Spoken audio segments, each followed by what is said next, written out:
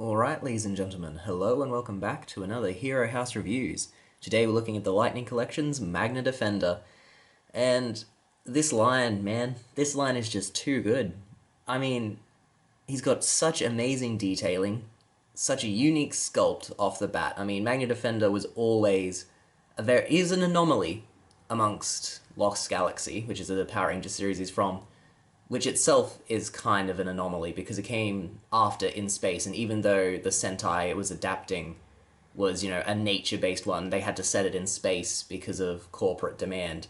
So they had to sort of weasel these nature themes into a setting where they're on, like, a ship searching for a new place to colonize, which they did quite well and had some amazing arcs. And Magna Defender, his arc was one of the best among them, because he showed how dark the show could go, which I think was a first in terms of, like, he was a warrior who'd lost his child battling the forces of evil and then had basically lost all empathy and his sense of right and wrong, and, was often willing to allow the entire colony to be destroyed if it meant he could get his revenge. So he was quite a deep character for Power Rangers, and I've, watched Lost Galaxy fairly close to watching SPD, and he seems like a prototype for Doggy Kruger, the Shadow Ranger's backstory, in terms of being a dark, sixth ranger who just has an amazing backstory to them and a very interesting design, because he looks so different to any of the Power Rangers. I mean, this guy is unique,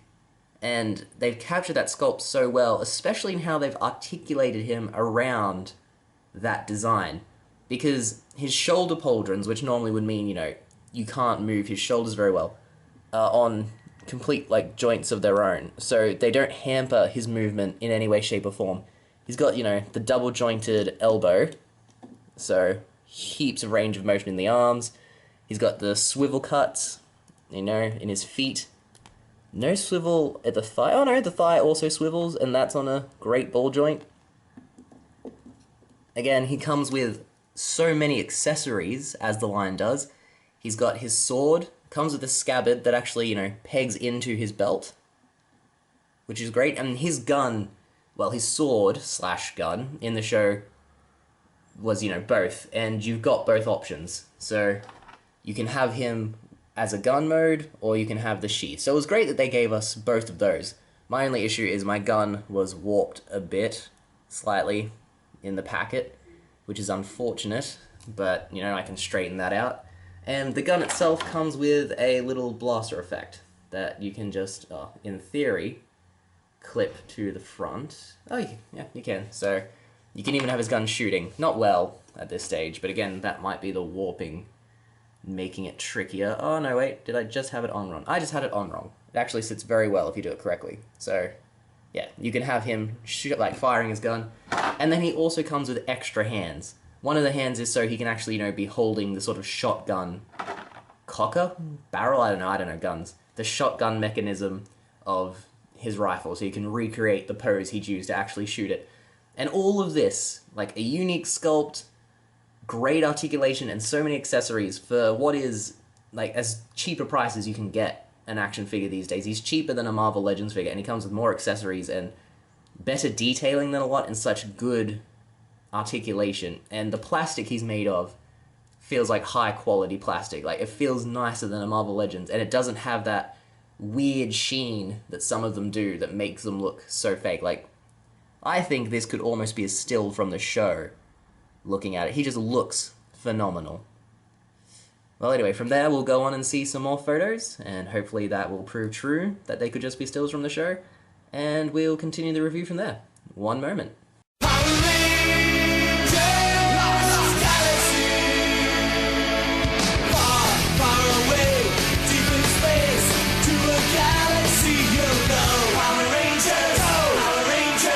Alright, and there you have it. Like you can see, he just looks so good. He moves so well. This line just continues to impress me. I mean, with Power Rangers, it would be so easy for them to basically make every figure a carbon copy of the others for so long. I mean, you have a basic suit design, humanoid, so you could just pump out the 5 base Rangers for 25 waves, and, you'd still be fulfilling the Ranger quota, it'll be such a cheap investment, you know, give them all the same basic articulation and shape and just change the sculpt of the helmets a bit. But no, they're giving us, you know, every ranger comes with their unmorphed head. They come with extra hands, all their weapons, usually an effect part. And then we're getting these really unique designs like Magna Defender. Like, I'm sure there are characters who can reuse this core body, but I can't think of them off the top of my head. And it is such a unique to him sculpt that it's such a massive investment for them to putting it in so early into the line. I mean, this is only Wave 2. I mean, I know they've released a shit ton of exclusives throughout the Wave's existence before getting to Wave 2. But this is still, you know, such a nice thing to do. And we got Lord Zedd in Wave 1, who was a very unique sculpt. And even the Shadow Ranger was very different to the average Rangers in that he's much taller, and the Doggy Kruger head sculpt is not something they can, you know, really reuse in any capacity.